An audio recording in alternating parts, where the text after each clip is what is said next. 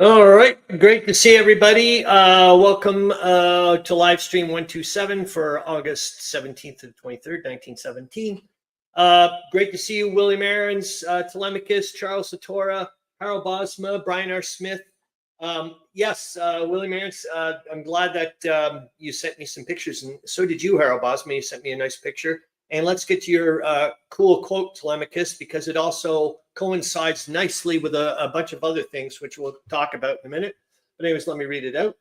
The French army will fight on, but only with prudence and care. We must conserve our strength.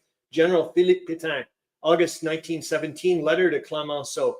And the thing that I like about it, which we're going to hopefully show to you very quickly, because it's on the slate or whatever that I would like to put in. This was last week or this week, this wonderful article. And I'm just going to get rid of your thing here so we can just put it in here. And then I'm going to present the screen. It's this thing. So this big, huge article. Gamers of Coffee, great to see you. Hope you're doing well. And it's, oh, you guys can't see it yet. Hold on here. What? Oh, I got to do this. And I got to, no, add to the stage. There we go.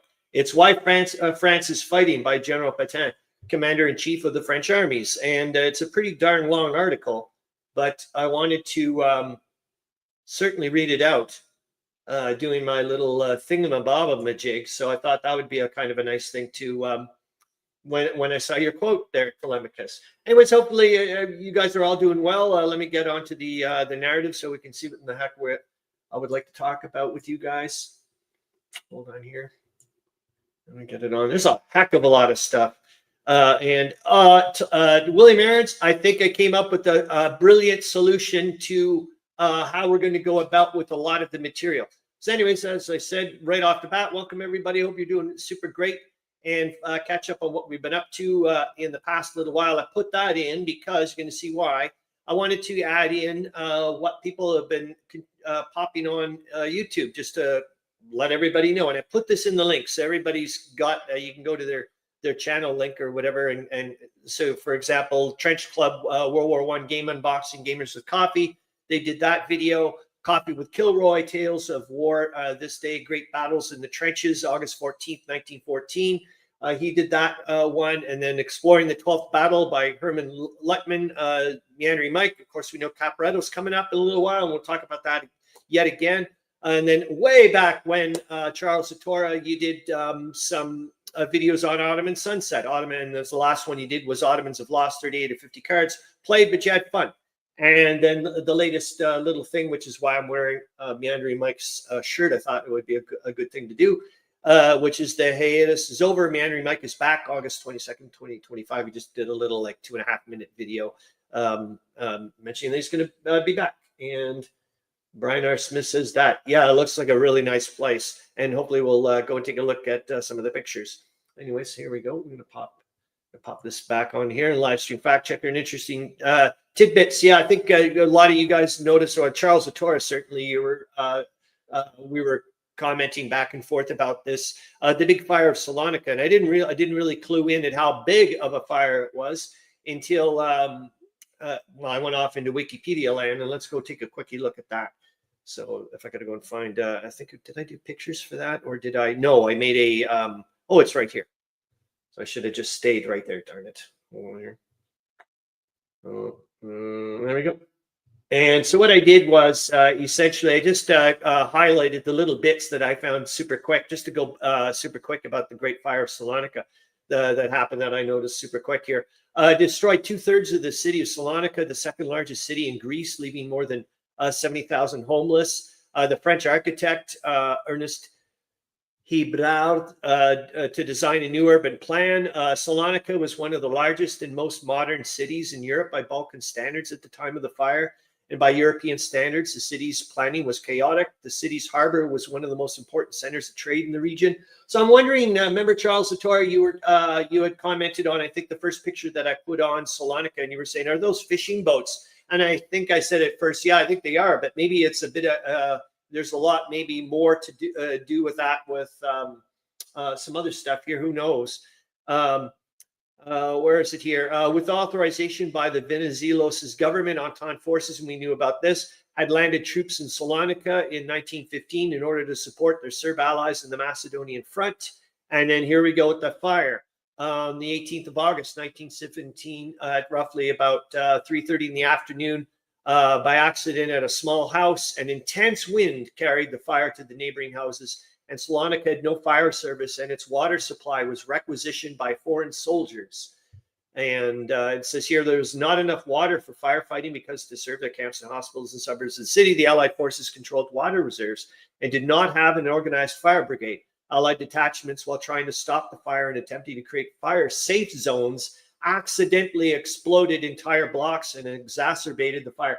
And I think if we're going to look at later on in some of the headlines, or maybe it's in the war summary, they mentioned that. And I was like, oh my goodness. Or maybe I put it in yesterday's headlines. I can't remember. But it was interesting. Here it is. The fire destroyed outright 32% of Salonika. And then included among the buildings that were burned were the post office, telegraph office, the town hall, the water supply. Look at that. You can see it off the side of how much got affected. And Salonika had the highest number of published newspapers in Greece, but after the fire, most did not manage to rebuild their business and publish again. And then it says to care for the fire victims started immediately. Greek authorities constructed 100 houses to shelter 800 families. The British authorities established 3 settlements with 1,300 tents. They were accommodated 7,000 homeless. The French authorities set up a settlement for 300 families and built the Union of French Ladies, a small camp for 100 families. And together they transported 5,000 people by train for free and relocated the refugees to Athens, Volos, and Larissa. Sorry, I'm sticking this in again, but I'm like, yeah, I'm glad you gave them the train rides for free. For God's sakes, you're taking over all their the railroads anyways. The Venizelos government announced that it would not allow reconstruction of the city as it was, and they intended to create a new city instead, according to an urban plan.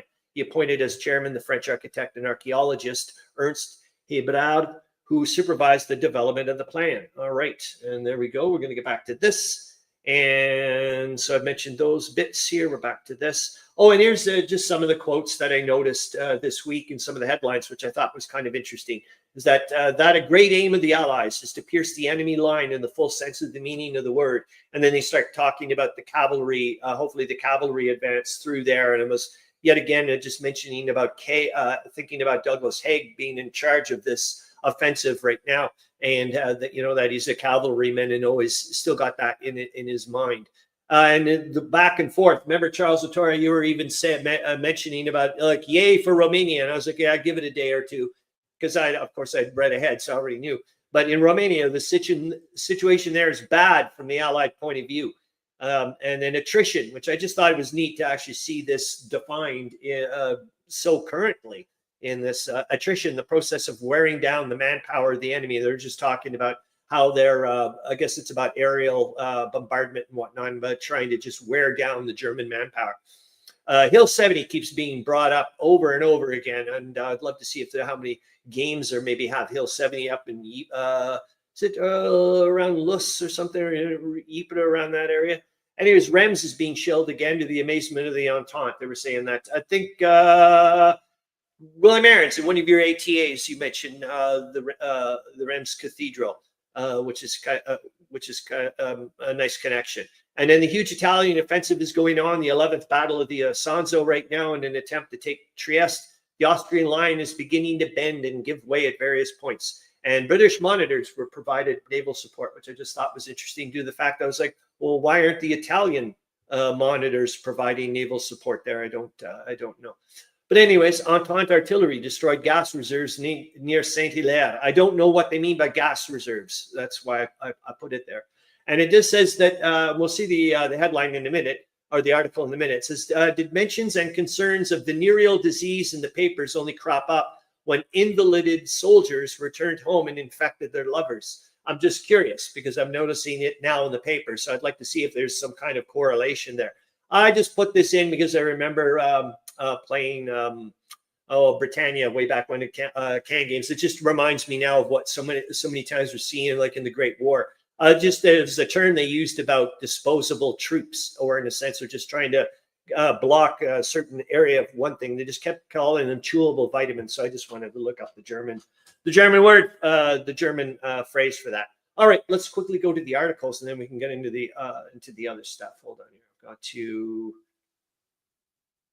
go to stop the screen, and then I'm going to have to go to a picture. Hold on here. We'll go very quickly. Boink.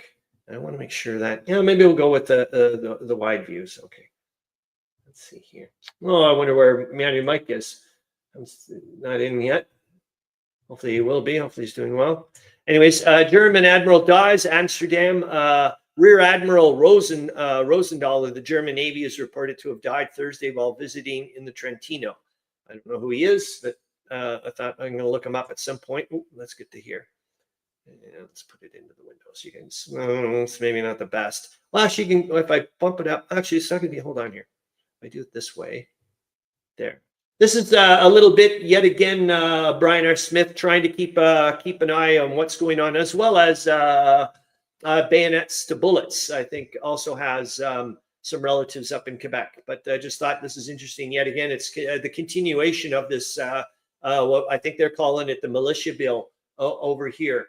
But anyways, it's just that there was a murder attempt on here there on the head of the Montreal Star, and it has to do with what's going on in Quebec with this. And then also yet again, William Arents, that you were mentioning, well, you're going to see later on with the potato cards that you were talking about in one of your ATAs. But I thought this was also neat, that Berlin police dogs get food hoarders. Many violators of the laws are being hunted. I just thought that was rather interesting. What did you say here, Tolemykus? A party topic when someone asks why you were discharged. Oh, the usual VD. Oh my God. And I did find it interesting though, Tolemykus, is that you can see, like, for example, I think Canadians had the highest rate, and it was a lot of it had to do with just the fact of, oh no, we can't give conduct, like, we can't talk about that type of stuff with whatever it's, it's immoral or whatever to be, that type of thing. Okay, fine then.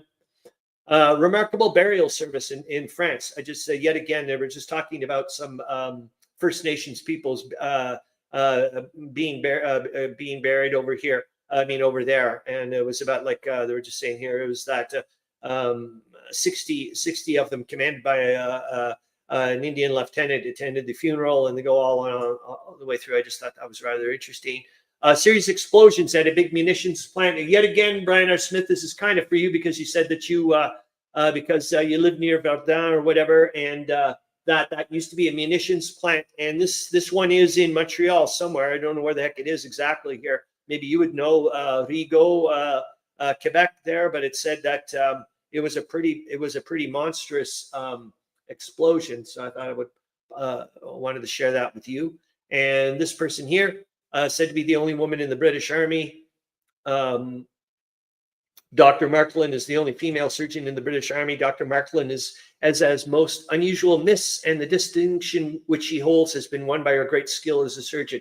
What a bummer. Means we're not probably going to get option F today. Damn it. Dr. Markland is to see service in one of the hospitals behind the firing lines in France. She has won the commendation of many physicians in Great Britain, and when she offered her services to the Army, she was accepted after some deliberation as to whether a woman doctor could serve in the Army ranks. Oh, great to see you, Wardrobe Place, World War II. Hope you're doing well, man. And there you go. That's her. And who else do I have? Anything else? Oh, yeah, the XR. The reason why I popped this headline or this article in, because I'm just wondering yet again if this is them. Remember, we just found out the Romanov family just got sent off to Siberia this week. And I'm wondering if this is an extra indication of just trying to put it into people's minds that the Tsar was a bad person, in the sense that here it says says that according to entries in the Berlin registers, the property of the Russian embassy in Berlin, which is valued at between 10 and 12 million marks, is the private property of the former Emperor Nicholas. Like, I'm sure it's popping it into somebody's head, like, oh, but it's like, I guarantee if you can also find out, I'm sure half the freaking British royal family have properties there, for goodness sakes. You know what I mean? This is just ridiculous. Anyway, so let's go here. Paris bread cards also popped in yet again, William Arents, because you also start talking about the potato cards that are being used in Germany. And also, I just thought I would want to pop this in. And also, secondly, because like I said, I'm always on the hunt of trying to maybe someday do an RPG, Great War related RPG, which I would just absolutely love to do.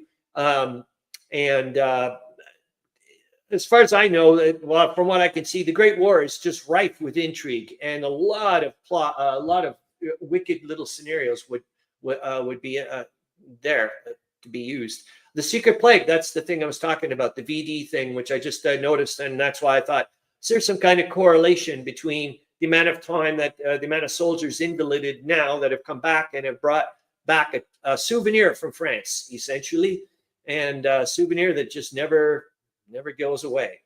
And that was there. Oh my gosh. Well, we might as well pop it in here, the Edith Wharton thing, but I want to get into a normal view for this one, I do believe. Yep, not too bad. I'll just bump it up a little bit.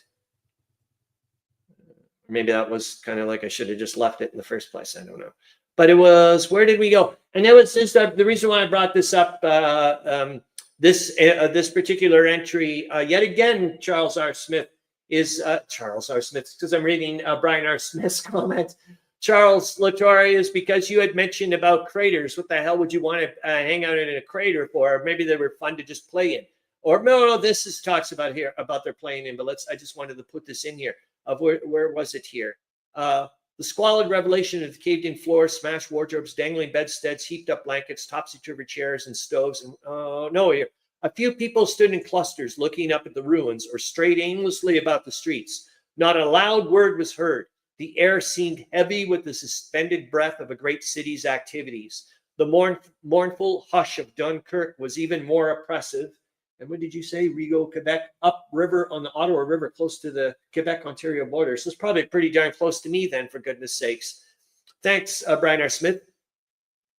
And I'll bump this up again. And you'll see why, Charles Latora, why I popped it in here.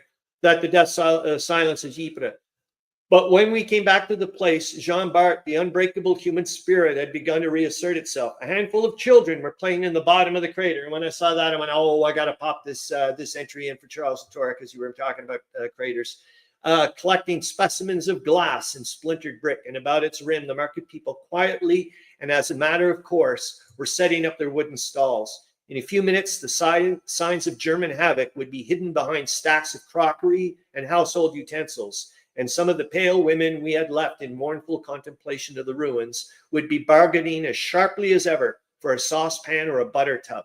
Not once, but 100 times has the attitude of the average French civilian near the front reminded me of the gallant cry of Calanthea. And if anybody knows who this person is or that book, I would love to know, or if it is a book, in The Broken Heart. Let me die smiling. I should have liked to stop and spend all I had in the market of Dunkirk. And we'll stop there, I think, because we can go, hold on here. Yep, I'm going to stop it. I can go to the boinkity boink, because I think we're, no, almost there. Hold on, because now I know what we're going to do. We're going to pop this in here. Boink. And it's the book. I'm going to get rid of me for a bit. And it's just a bit of a book shout out. You're going to see the book behind me, an old cover. And I just thought, wait a minute, since we've got, well, you're going to see a few things. We got, as a member, we got Meandering Mike doing the Herman Lutman overview of the Caporetto thing, the 12th battle or whatever it's called. And then I thought, well, wait a minute, we're in the middle of the 11th battle right now. And this is an amazing book. And I just wanted to suggest this book. It's a really darn good book. It goes through all of them. It's a super nice, super easy read. I use it extensively, and I'll show it to you. There it is, right behind my head. I got the old cover, but it's a wonderful book. And I can't remember. I didn't pay super duper amount of money for it. But anyways, where are we now? And oh yeah, we will talk about William Arends. What I thought were going to be a great idea to do with all the ATAs. So as you know, the material you gave me, and like I said, I'm so glad that you say. Take what you need kind of thing. So how am I going to do it? Because you've got a lot of information. We'll find out in a bit later is a lot of information on the Pope's address. As you know, the note about the peace note and whatnot. I've got that actual note in two ways, but I've got it from the Globe newspaper. So I was going to read it out anyways. So I thought, well, wait a minute, we'll just stick yours with mine, which makes sense. And then I went, you know what we're going to do as a little teaser, I thought would be a good idea for the ATA. For the Arends translation attrition is I'll read your translator's notes. at least during the live stream. So that way it'll entice people and know what the heck we're going to be talking about when I go to record it later on in the week. And secondly, another thing we're going to talk about is, and I'll pop your thing here, William Arends, is I think I'm probably going to stick to once every 2 weeks for quite some time, just due to the fact, it's giving me a lot more, my stress levels drops. And secondly, this may allow me to now on the off week, do some recording, this type of stuff where I can record some of your material, William Arends, and some of the those big, huge article pieces that I would like, I'd like to share with people for sure. And then add that little, bit where it sounds like I'm talking 100 years ago or something crazy. What did you say? Total war is the military getting the best supplies and provisions while the civilians receive ration cards. Yep. All right. So here, let's get back to the share the screen.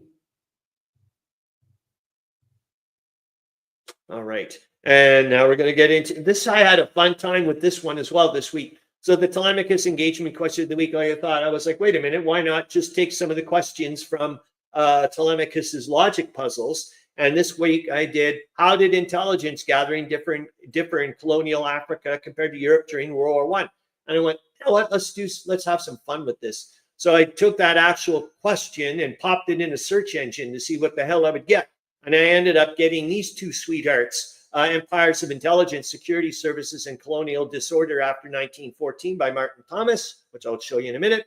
And I've got it in the sources and links. And Colonial Policy, Colonial Conflicts and War Before 1914 by Jonas Krenenbaum. And we'll go to that super quick. Hold on. And then we're going to be going into the trivia, which will be super sweet. I just got to get to the links, my links. And where are you? The first one. Oh, yeah. So now we're off to the online encyclopedia. Cool. All right. And we're in there. And then I'm going to go and share the screen. And I'll get rid of me so you guys can see it a little bit bigger.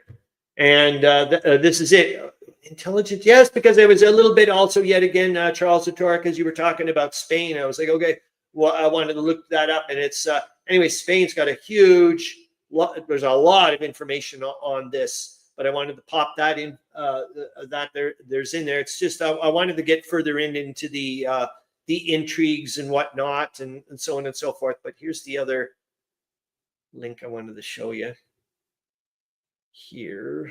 Where are you? No, I did. Oh, that's an old one. Hold on. Here's the, I'm getting the wrong one. All right. So, and Kerplunk. This looks really darn good. I don't know how much that book is, but I know for example, someone like Corvinus Wargaming through his sign in through your institution up there probably is able to get this book free. But says, how did Great Britain and France, the largest imperial powers of the early 20th century, cope with mounting anti-colonial nationalism in the Arab world? Anyways, this looks pretty darn good. And yet again, it's due to the fact that it was a community contribution, essentially, by Tolemykus providing some wicked stuff. And here's the second one. Now, I did show you the conflicts before that, so that was that one. Wow, did I go to two of them? Interesting. So, wow, I can't believe that I ended up at two online whatevers. There's the second. Oh, yes, because I had some wicked images.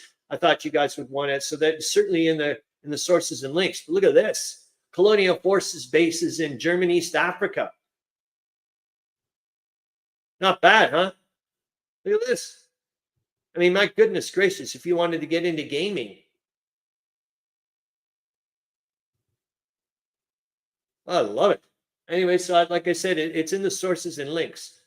And let's see what I think that's the end of it. Now we're going to the whatever, aren't we? Hold on here. I think we're just going to the trivia questions, aren't we?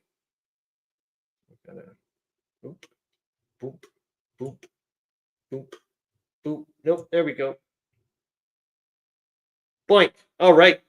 Who or what am I in World War I? And my goodness gracious, William Arends, because you've been on a tear. you actually bumped Tolemykus off, and we'll see in a minute here. So we're at 91 points. Brian Smith, Meandering Mike's at 90, and there you are, William Arends. Holy smokes! I can't I think you got like 3 in a row or something. So you actually bumped Tolemykus off, which I find to be a mind blower. But there we all are.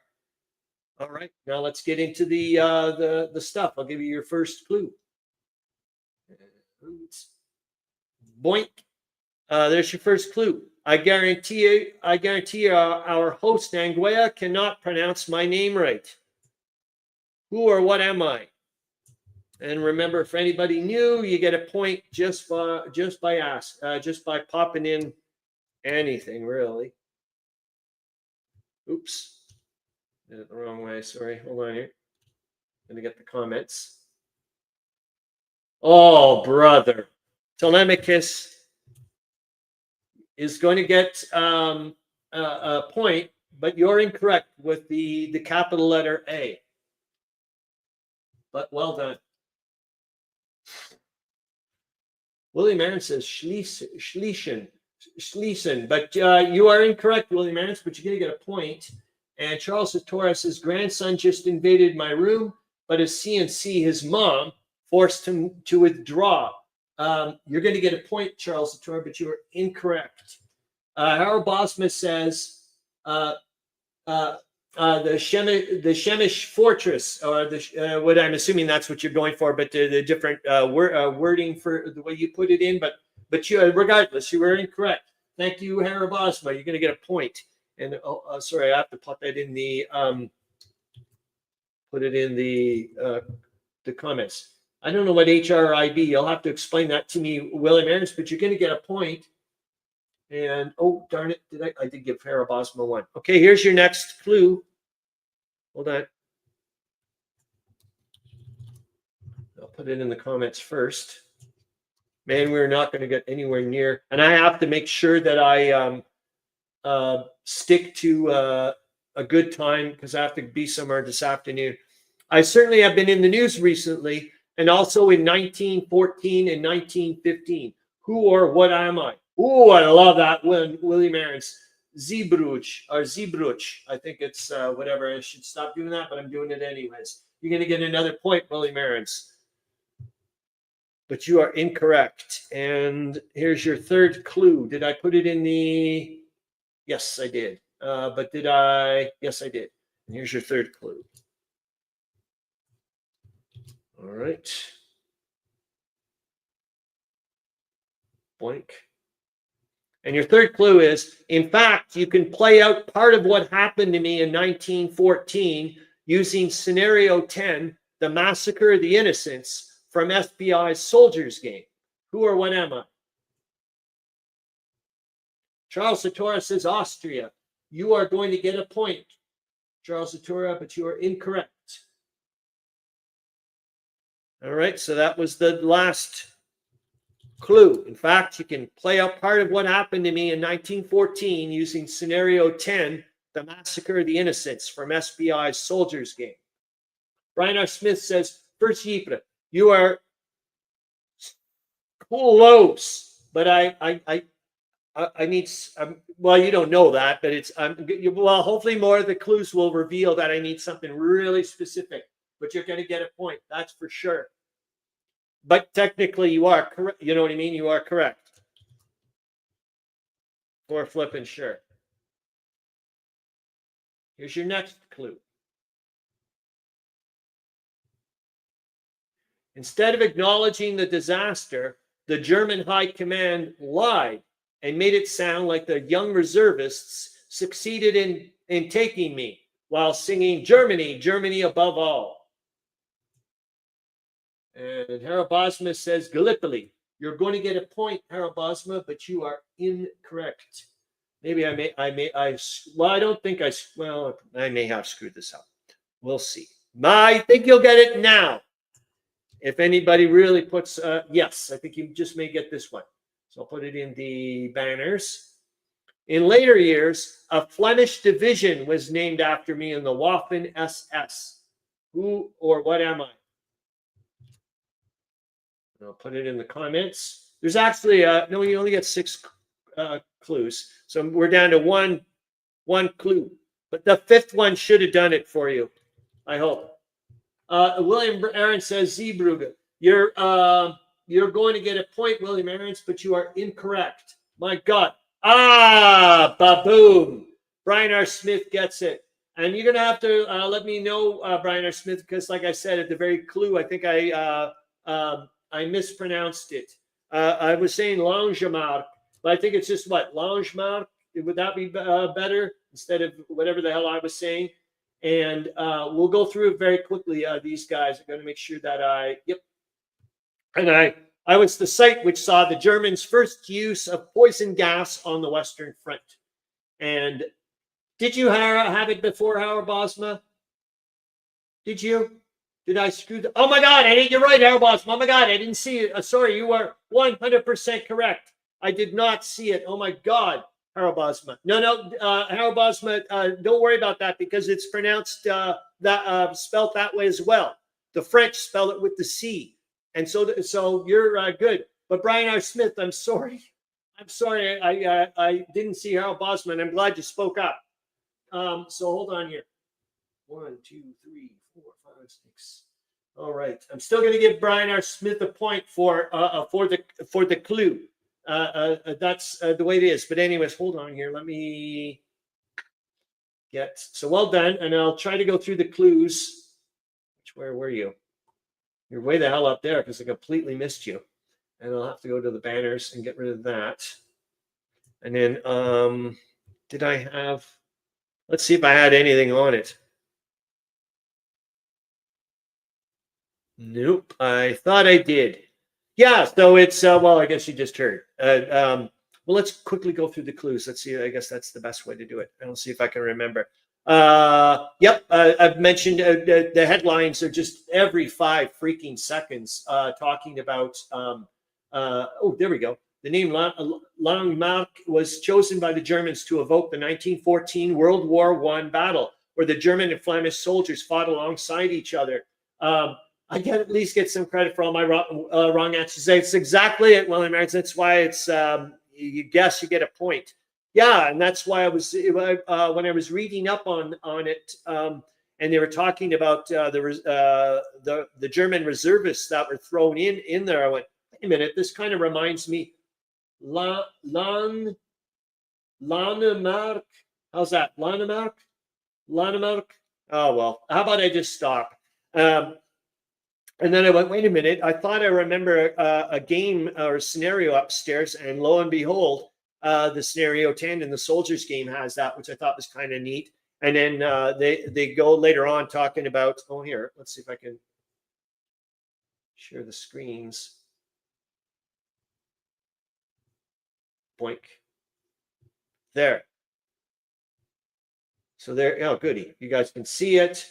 I'm going to hide this. Oh, and Charles Latora says, Flems fought with Germans. You guys will have to, I certainly can't answer that. But there's like, yep. In fact, you can play, like I said, that instead of acknowledging the disaster. Yeah, they were basically saying that they had captured 2,000 French. In reality, it was like 2,000 of the 10,000 got wiped out. And then there. And then as that was the second, that was the second battle of Ypres in April 1915. I do believe that was the first use of poison gas on the Western Front. And thanks, guys. And I'm going to hide this. Oh my goodness, we're 34 minutes in. It's not the end of the world. All right, so I'm going to put to here. Here, let's get back to this, and then we can go into the fun stuff. Oh, which is sad. It's too bad not having Meandering Mike here for well, just in general, but I mean also to have not have him for option F. So, anyways, here we go. World War I narrative logic puzzles by 25K. Just going to get, just in case, Tolemykus, I want to make sure that I go down to make sure I don't miss some of the community contributions, and then we'll go back if that makes any sense. I just want to make sure that we don't get I don't screw this over. The Garage Shed said, "Have you heard of these discussion forums? It looks like by the way, he's doing super great out in BC right now." Seems to be really having a good time. They've him and his wife have basically found a lot of good restaurants and whatnot. I was mentioning if I ever get out there and he get out there and he's wants to bring me around, I'm assuming I'm going to be leaving a lot heavier. Anyways, let's go to the Great War Forum. If I can bring it out here, if I can find it. Or did I? Yeah. Don't want to. Hold on here. Where are you? The Great War Forum. No, there you are. It's this doohickey dude. And you haven't seen him yet because I'm about to show him.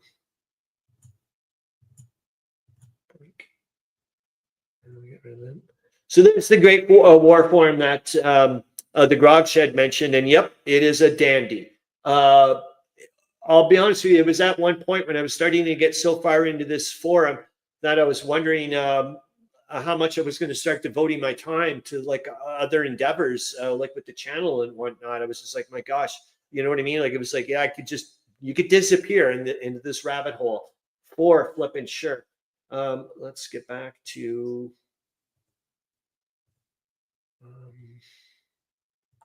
where are you? Narrative. Oh, boink. There we go. So I did that. Picture shares from William Arends and also Harro Bosma. Let's do that now then. And I got to make sure that they're on here. And I've also got you set up, William Arends, for the banners. I did it right.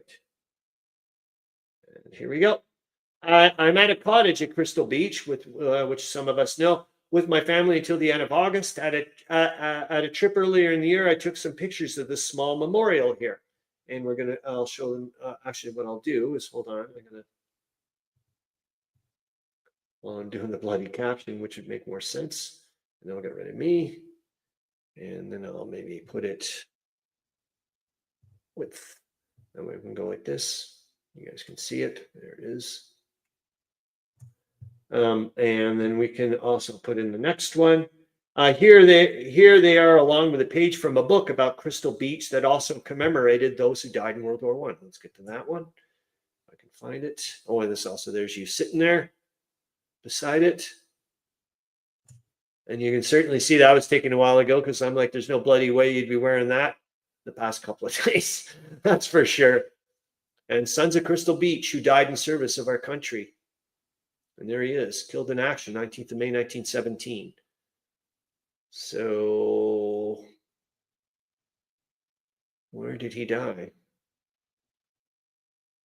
All right, let's go find out. And then we will I think you also, yes, you added a little bit here. That's right. Earlier in the summer, I and the family took a trip to Stratford, Ontario, famous for its Shakespeare Festival. I didn't get to see a play, but I did take pictures of the cenotaph in that city. Did I do that? Here they are. I can't remember if well, darn it. We'll have to see if I did it or not. But I also want to get to Harro Bosma's thingamajig. So hold on here. Get to the next one. Nope. Really? Are you serious? What about this one? Aha. And then we'll get a bit smaller. I'll get back to there. I think you guys can see that. And this says, hey, Chris, this is from Harro Bosma. Hope all is well. I saw this picture and it left a big impact on me. Though you might be interested, I thought you might be interested as well. You must have heard of Anne Frank. Picture depicts her father. I did not know he was a World War I Iron Cross recipient. He survived Auschwitz. This truly was the ultimate betrayal of a war hero. See you soon, Harro. My God, I didn't think about that the way you mentioned it that way too, Harro, and the fact that he ended up, my God, he ended up getting the Iron Cross and then ends up being sent to Auschwitz. That's pretty brutal. Jesus. Thank you. Let's put that on and let's get back to seeing what the heck I had on the thingamajig. Because I really want to I can get rid of the Great Fire. And then we get to here.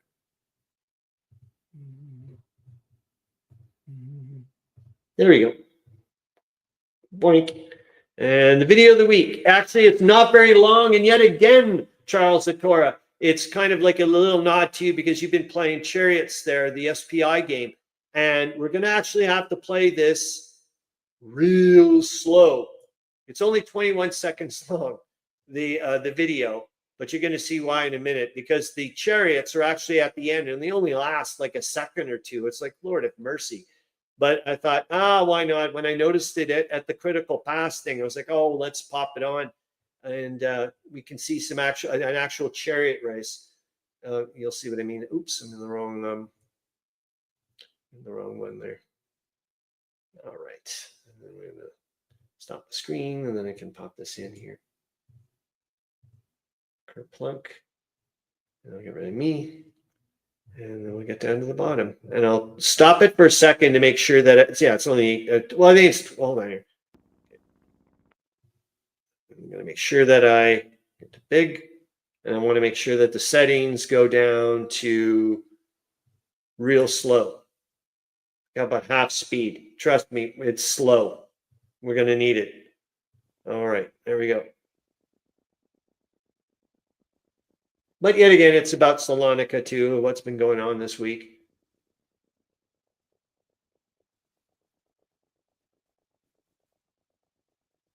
And trust me, if you blink,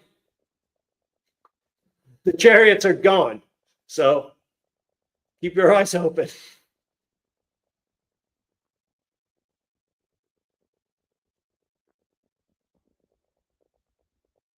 Like I said, you basically have to, like, don't blink. And what did you say, Charles Latora?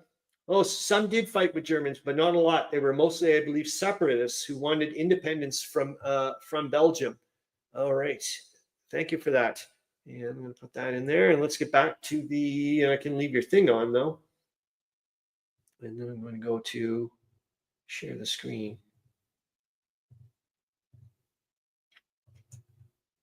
And there we are. And BGG game of the week. No, we're not going to it. But eventually, I wouldn't mind getting to it. But it looks really neat. It's a strategic game. Callendale's got a bazillion videos on it. I'm going to go and find out more about it. And World War I related news. Believe it or not, people, I'm not kidding you. This knocked me on my butt. I couldn't believe it. But I've been nominated for secretary of the World War I Historical Association. Doesn't mean I'm going to get the job, but I was just like, that came out of left field. I was like, what the hell? So I think the voting or whatever the hell it is in October or something. But I was like, what? If that happens, I'd be super duper excited. I'm sorry to say this, but it's probably, I would call it maybe collective selfish reasons, in the sense that I'm like, oh my God, we may have an in, because that way I can now start trying to really leverage, for example, your material, Tolemykus, and see if we can get it. You know what I mean? I'm sorry, that's the way I'm looking at it, anyways. So I'm I was shocked. I just got an email from the president this week and the vice president. They were like, hey, I was like, whoa. So that's pretty neat. Anyways, a map of Europe before and after World War I. Let's get that. If I can find it, which I thought was really neat to see. And I thought maybe you guys would like to see it too. And then we better get a move on. And let's go. Boink. And I'll get rid of me again. Anyways, and like I said, I've got this article. I've got this link upstairs if you want to take a look at that. But it says postcard with illustration of flags promoting freedom in 1917, and at the start of 1918, Germany was in a strong position. Russia had already left that year. But I thought maybe you guys would want to take a look at that later on to see the before and afters.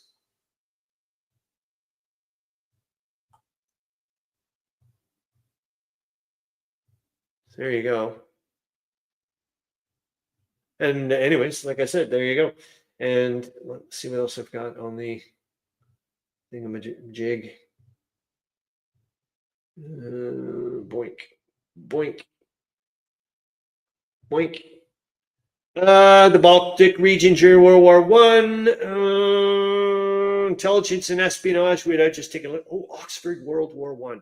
Yeah, let's take a quickie look at that. And then we're going to go off to the translator's notes. Perfect. Hold on here. This, I really want to show it to you guys. But you guys might be interested in seeing it.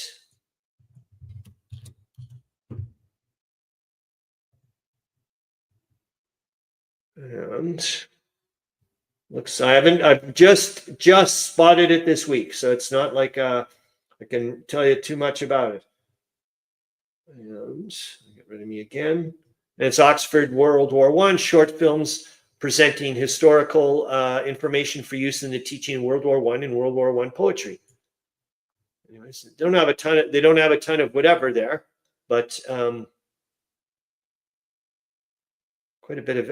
Anyways, I just thought you guys would be interested. There's Ernst Younger, and that's why I have it. That's why it popped up when I was looking up for Longamalk. And there it is, Ernst Younger, and he mentions the talk about it here. Published in 90. So anyways, I got that in the sources and links for you. Let me take a look and see if, oh yeah, we said we're going to the translator's notes. All right, so I can just put that back to here. I don't have to look at it for now. Stop the screen, put you to here. I can share the screen again. I want to make sure that, oops. Oh, no, there. But I want to make sure we go to the narrative first. I just want to make sure. Yep, I think that's it. We're all right as long as it's just the Tolemykus's logic puzzle thingamajig. But let's go to the ATA for this one first. And then, like I said, we're going to go into the teasers later.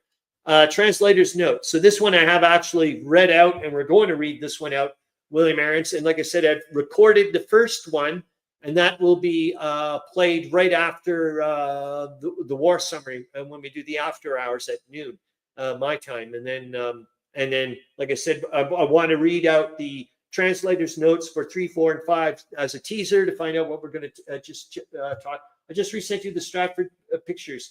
Thanks, William Arends. I'll go and grab them right after your ATA. That would be a nice little break. The following are reports from the popular newspaper Berliner Volksmund, Berliner's People's newspaper. This was a popular tabloid newspaper similar to the Toronto Sun or the New York Daily News. It covered a lot of sensational stories, but now had a lot of violations of the ration card system to report. In the August 18 issue of the paper reported on the violations committed by merchants, a teenage thief, and a woman working as a rations card clerk. I'm sorry, maybe you guys are thinking a bit boring or whatever, but I'm like, I wouldn't mind doing an espionage, intrigue, RPG, that type of stuff. Why not? These otherwise small-scale violations are starting to show the breakdown of social order in Germany. Berlin's People newspaper, morning edition, first supplement, Saturday, August 18th, 1917. New cases of smuggling. As previously reported, the tavern located at Straunhauser Alley 72 in Berlin has been closed by the War Profiteering Office. Wow, what a cool freaking title. Imagine being said, hey, where do you work at? Because the owner, Friedrich Trosch, repeatedly violated the regulations for securing our wartime food supply. The meat he sold to guests without ration ticket stubs was acquired from smugglers. Larger stocks were confiscated. On Wednesday, officials from the War Profiteering Office confiscated a consignment of 49 live pigs near the Bahnhof train station. Those arrested were the livestock handler Konrad Rumke from Salzwedel, located at the butcher Bruno Grahl, located at Weidenweg 60 in Berlin, and the carter Karl Rentsch, located at Rostocker Strasse 46 in Berlin. The upholsterer Hermann Lobeck, located in Berlin, had also engaged in smuggling.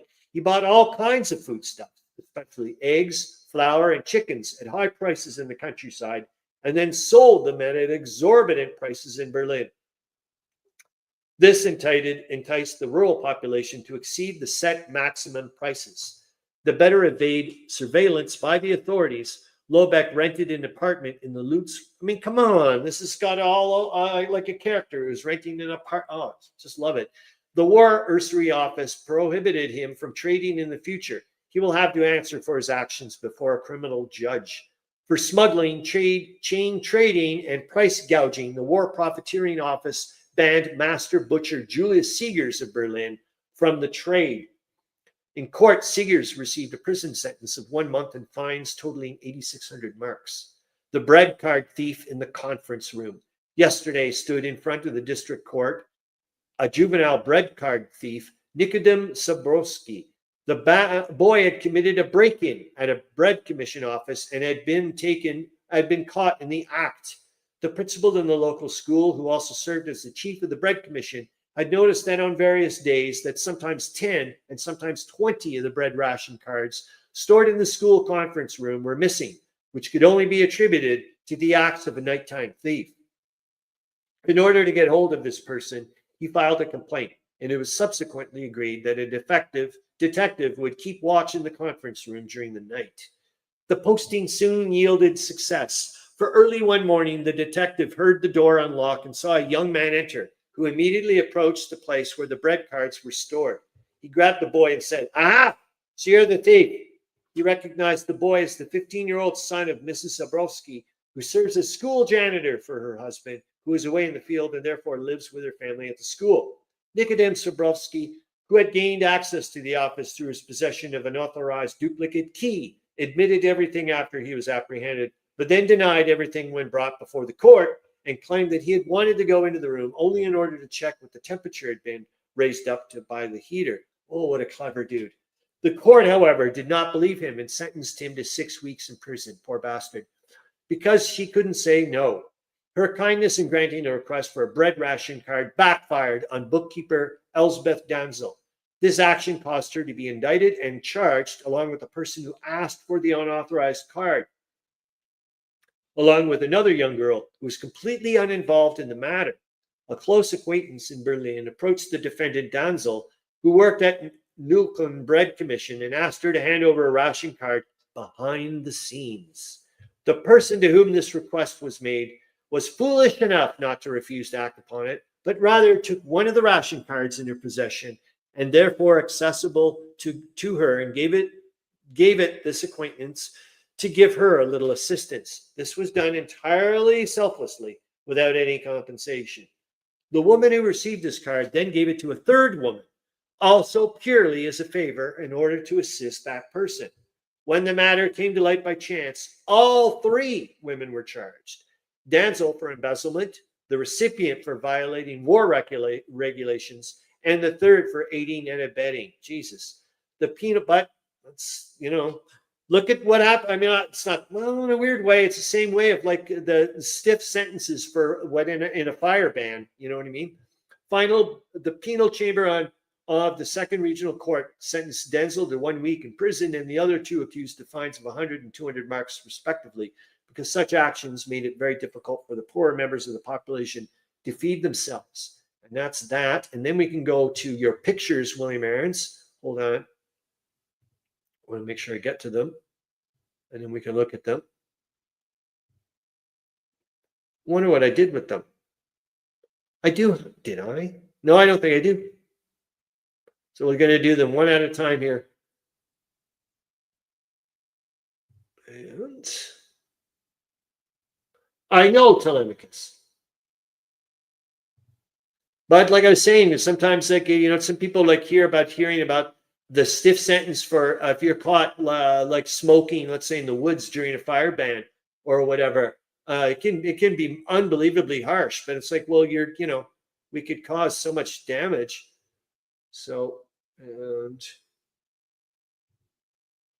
that kind of went all kind of okay. Jason Washington, great to see you. Hope you're doing well.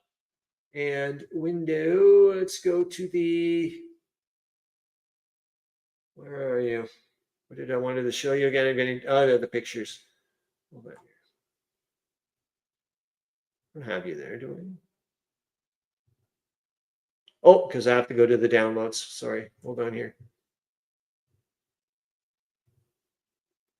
Let's see if I get them right. Nope, that's not that one. Not that one. That one. There we go. All right, and then I can show it to you. Here, we get rid of me, so you guys can see it full on. And I'm going to make it wide. And we'll just scroll down a little bit. There you are. So where are you, William Arends, do you know like what, Jesus, like how much, I wonder what kind of a geographical area this is, because that's quite a lot of people.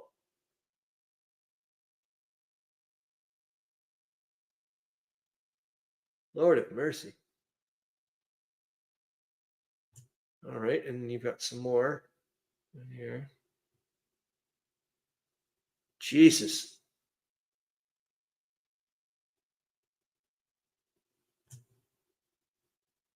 And then one more, I do believe. We'll check maybe another one after that. Son of a bee. More?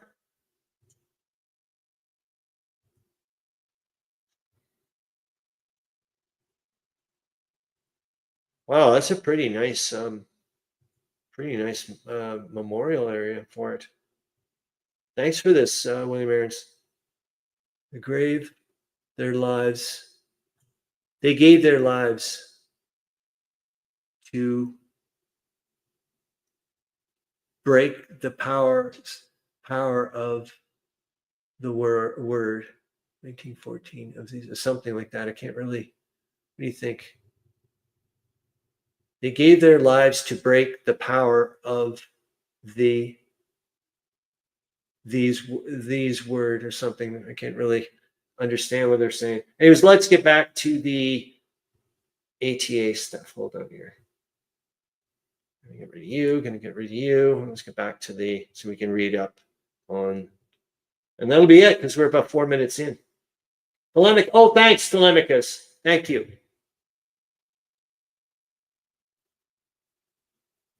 And oh yeah, I didn't show the thing yet. At least that mystery is solved. Thank you. Yeah, I like this idea, William Arends. Of like I said, and that way it'll be. I can hopefully entice people to stick it. Well, like I said, I'm going to incorporate or correlate this with the material that I have on the Pope's address. Anyways, here we go. Translator's note: I've returned to the Berliner Nachrichten. Berlin's latest news for this. I probably butchered the hell out of that, didn't I? Berlin's latest news for this installment. These reports are from the Saturday, August 18th, 1917 evening edition. The first is a report from the Highlander headquarters about the Western and Eastern fronts. The second is a longer critique about the peace proposals of Pope Benedict XV. This report seems to want the return to the days of the culture battle that wanted to either limit or silence the political and social power and voice of the Catholic Church. This attitude seems to forget that the German Reich's main Central Power ally, Austria-Hungary, is majority Roman Catholic, as are large parts of the Reich itself, such as Baden, Bavaria, and the Rhineland. It is also interesting that the Catholic Center Party and the Social Democratic Party of Germany, SPD, are growing closer together in terms of wanting a peace process to go forward. Didn't William, thank you, William Arends, filled it up for us, Tolemykus. Wasn't there also a break, though, at one point? Is it the SPD and, maybe it's the Catholic Center Party, of course, because I know there's another social party that broke from the SPD. The emerging cooperation of these two parties is hardening the position of the Protestant and imperial establishment elements of the Reich in their desire to continue the war until a victory is achieved. So thank you, William Arends. That's why I said it's going to be a little enticement. I'll pop it in with the recorded material that I'll be doing. And for your fourth one, translator's note: these reports from the 21st of August, 1917 issue of Berlin's latest news are interesting when compared to the articles that I've sent you earlier this week. Misappropriation of ration cards is viewed as a serious offense against the state, which we've seen, but the entire war effort now seems to hang on the destruction of the merchant shipping of England and the other members of the Entente.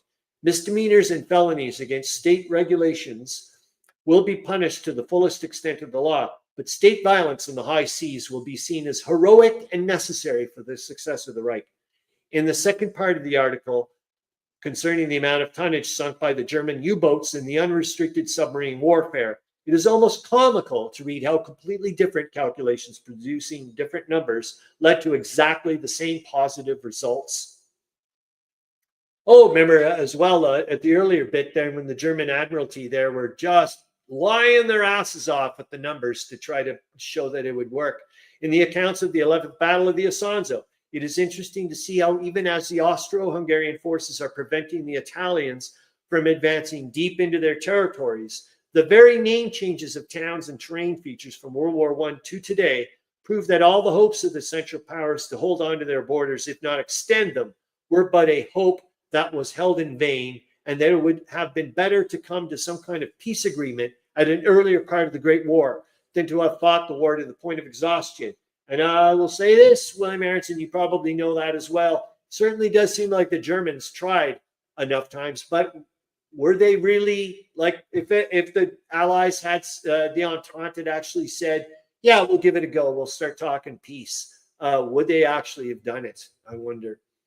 Anyways, I mean, it's good to say you would, and and you didn't have to do it, kind of thing. Translator's note. Oh, on a side note, remember we were always talking about the hospital ships, and the Germans have been nailing hospital ships and saying, oh, because the British and French are using them to hide armaments and troops and whatnot.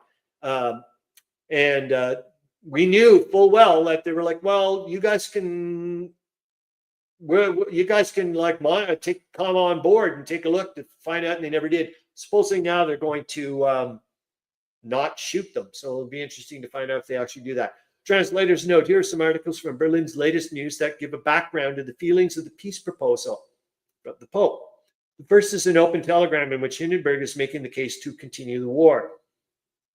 The second is about a conference of Catholic bishops and how the editors of the paper believe that those clerics should respond to the note from the Pope.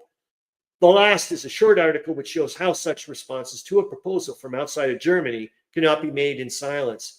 The Hindenburg article is printed in bold type. And that's that for, yes, we're going to save it for that. Bloink, bloink, here we are at 12:02. Like I said, I have to be very careful of the time. Thank you very much for showing up, and hope to goodness me and your mic pops up again at another show. I miss them. Hope you guys have a great remainder of your weekend. And like I said, I'm probably not going to see you for another 2 weeks, but I will do some recorded material for that. So keep an eye on that. But we are now going to go to the after hour. So anybody that hangs out, and I'm going to get that set up, which, like I said, will be about, I can't remember, it's about 30 minutes or so for the war summary, and then go straight into a recorded segment that I did for the ATA. For Arends. All right, so that's it. I'm about to go off into text land. So I'm like to mute my microphone and all that stuff. Anyways, let's go to here, go to there, and off I go. Have a good one. Thanks, guys.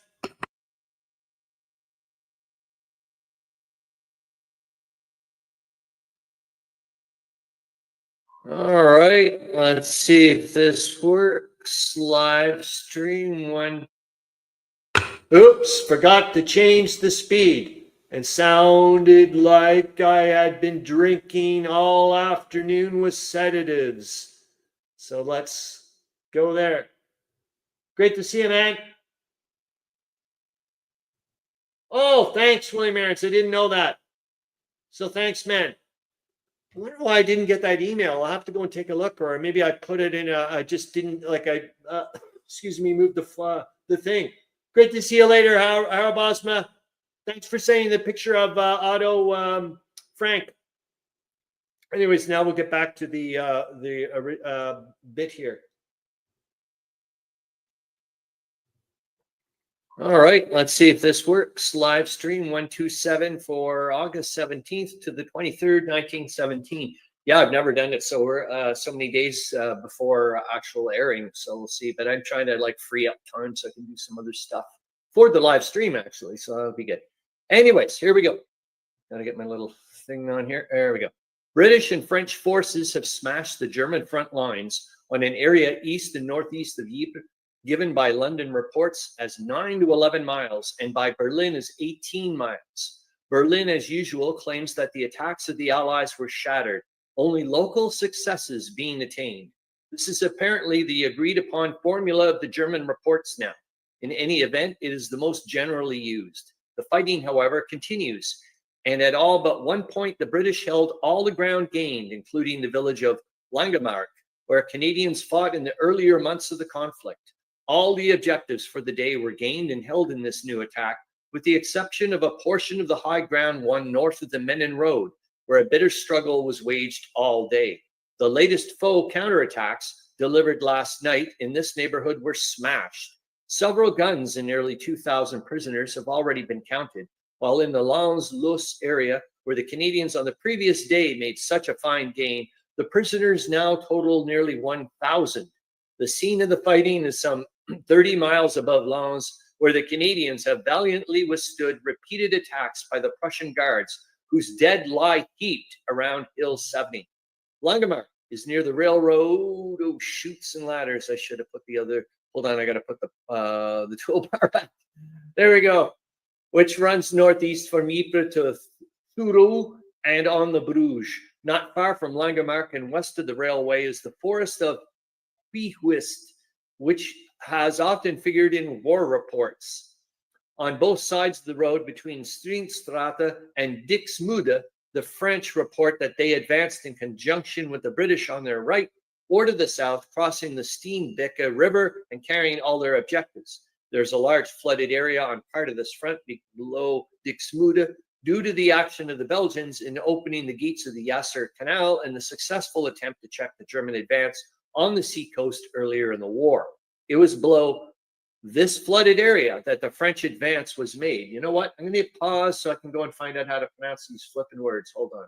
Well, supposedly it's Dixmude, not Dixmude or whatever, so I'll do it with the other thing as well, Steenbeck River, and stop doing all the crazy ass shit. Anyways, let me get my thing back here. Some military critics have recently pointed out that a great aim of the Allies, apart from flanking the German positions on the coastline and the Auberge Ridge and Lille positions to the south, is to pierce the enemy line in the full sense of the meaning of the word. This would mean the breaking of the line to a depth sufficiently to allow of the pouring in of Allied cavalry and an attack on the German rear lines and supports. That, they contend, is one reason for the retirements of the Germans earlier in the year. The last thing the foe desires to do being to stand fast long enough to run the danger of such a piercing. So long as the Huns are compelled to retire, however, whatever may be the compelling motive, the gain is to the Allies. In the end, the result, so far as the freeing of France and Belgium is concerned, is certain. There's been some lively fighting on the Champagne front. I'm just going to say, remember, Douglas Haig is cavalryman, and supposedly he just loved the idea of always thinking, supposedly that's from what I've been reading, eventually getting that big breakthrough. And so it'd be fun. It'd be interesting to find out what he thought about, what people thought about Passchendaele and whatnot. Anyways, Lloyd George's statement on food supply and tonnage is in effect a report of a victory as important as if it had been won by force of arms. The details are given elsewhere. The government, he declared, had come to the conclusion that with reasonable economy, there was no chance of starving England out. Losses of tonnage through U-boat warfare are decreasing, and the net loss was put at 250,000 a month, a figure much below that usually given by military commentators and very far below the claims of the Germans. The turnout of the new tonnage is steadily increasing, and the program of naval construction is expanding. In Romania, the Petrograd report admits that the Russo-Romanian armies are retreating. The situation there is bad from the Allied point of view. If the Russians are to save the situation here and on the Eastern Front, generally they must act quickly. Oh, brother. Hindenburg's mendacity knows no bounds. Yesterday, his War Office report contained the following remarkable paragraph, and I can't wait to see what William Arends' material has on this, because I'm sure it's a bit of a difference. The English penetrated our lines near Langemark, and by means of reinforcements, not this bit, obviously, and by means of reinforcements pushed forward to Polkapelle. At this point, they were met by a counterattack on the part of our fighting reserves. In the irresistible assault, the foremost enemy troops were overpowered and his rear echelons were thrown back. By evening, after heavy fighting, Langemarck and our lost positions were again in our hands. This is astonishing claim made for the forces of the Bavarian Crown Prince last night received a prompt denial from London. In the course of an official statement, the British War Office said, "The enemy has not recovered Langemarck, nor did he make any attempt to do so." A British staff officer reported at 6 p.m. Friday that he had just returned from Langemarck, where he had been for 5 hours. The British troops hold not only Langemarck, but a considerable length of the German offensive position, 800 yards north of Langemarck. Further progress was made yesterday by French troops in the Ypres region. The Germans ceased their counterattacks against the line held by Sir Douglas Haig, who announced the Allied forces have captured 24 German guns, a number of them being of heavy caliber. The Canadian troops have organized and made secure the positions taken on Thursday and have made progress west of Lens. In the Lens sector, the number of prisoners taken by Curie's forces now total 1,120. According to Reuters correspondent, the chief business of Friday lay in the consolidation of the Belgian ground, most recently wrested from the invader.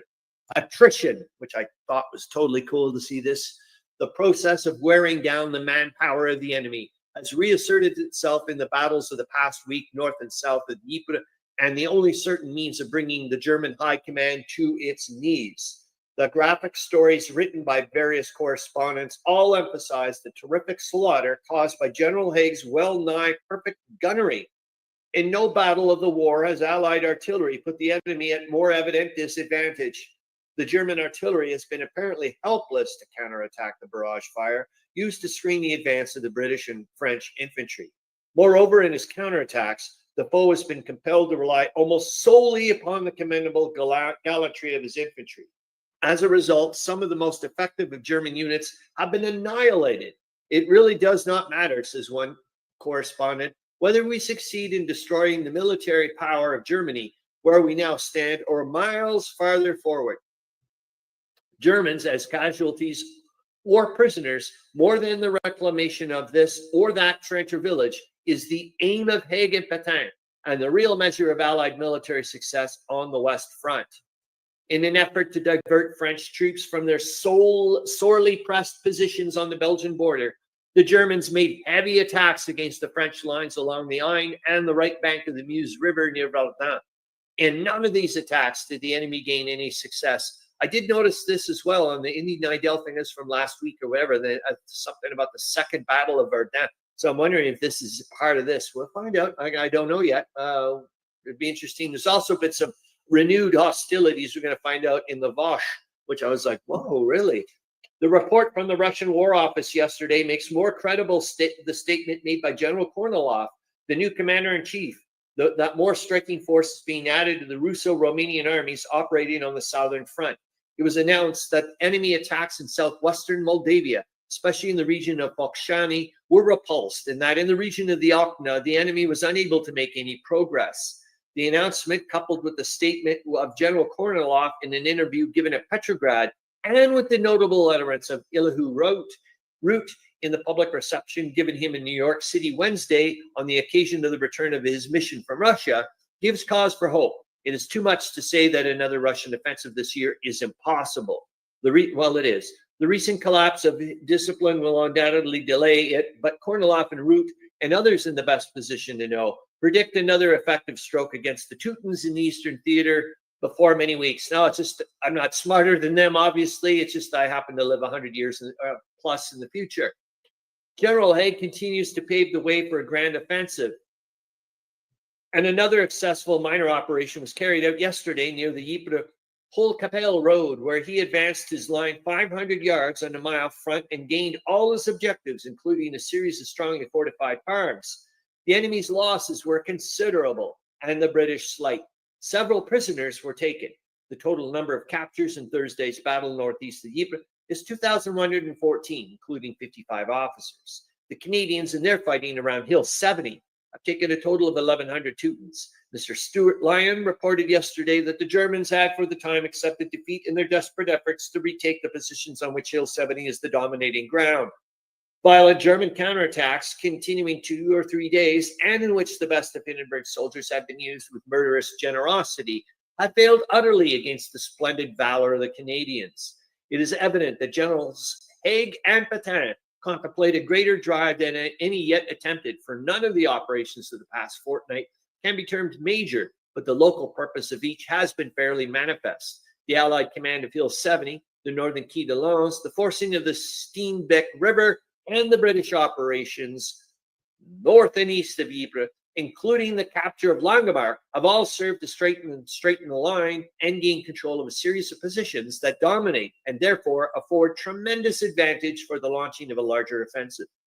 The number and violence of the German counterattacks last week to regain control of Langemarck, Hill 70, and the Menin Road show how highly the Germans prize their possession and therefore how valuable they must be to the Allied forces. The enemy continues unsuccessfully to challenge the air supremacy of the Allies. Scores of desperate encounters occurred during the weekend. 37 German airplanes were brought down by the British and 17 by the French. General Haig admits the loss of 12 of his machines. German military depots in northern France and Belgium were effectively raided. The French War Office reports the repulse of violent German attacks west of the Meurthe and Moelle River, in the Vosges Mountains and on the Aisne front, and another bombardment of Arends by the enemy. The recurrence of this latter item in the reports issued by the War Office in Paris must suggest to readers the question why the German High Command finds reason to expend so much valuable ammunition on this already shattered city. The probability is that no German beneath the warlords knows, and it is certain that no one beneath the warlords will be asked by the French government after the war to make an explanation. Before an answer can be given, the depth of the German obstinacy must be plumbed. German troops vainly attacked the Russian positions on the Vilna front, according to the Petrograd War Office. The enemy met a similar fate in southwestern Moldavia. Saturday's Russian report told of the storming of a series of villages on the Caucasian front.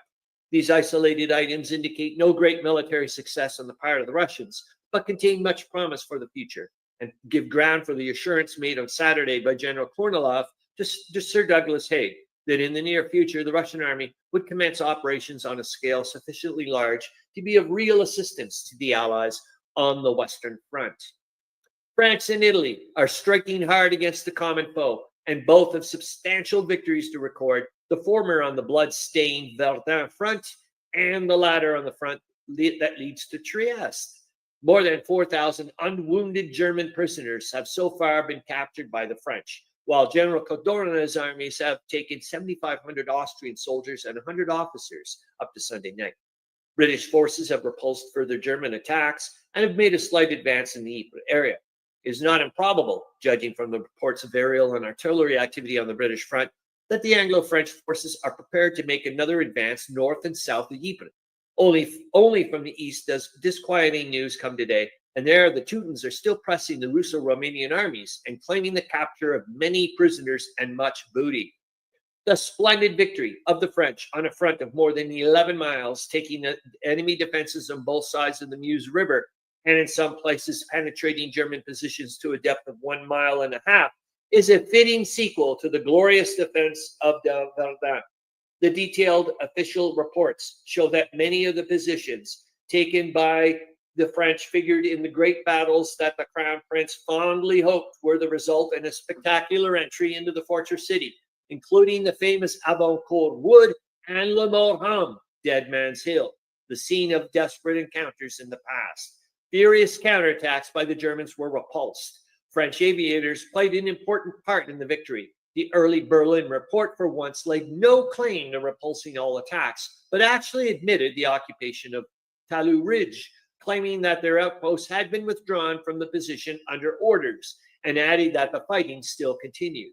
The night report admitted the loss of the Wood and Dead Man's Hill positions. At this stage of the engagement, it is impossible to say to what extent the offensive on a large scale is contemplated against the Crown Prince's armies.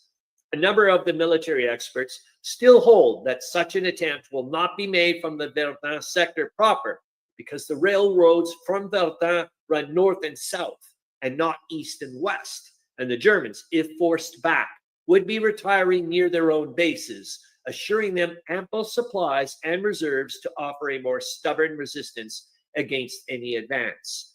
These writers believe that the French will first attempt to clear the Verdun area to as great an extent as possible, but attempt their heaviest blow on the section of the long western line west of that area, between the Argonne forest and Reims, otherwise the Champagne country, where a considerable victory was secured in 1915.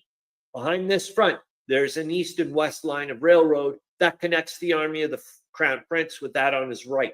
Cutting this road would separate these armies except for precarious communication by road, and thus prevent them from lending aid to each other when hard pressed.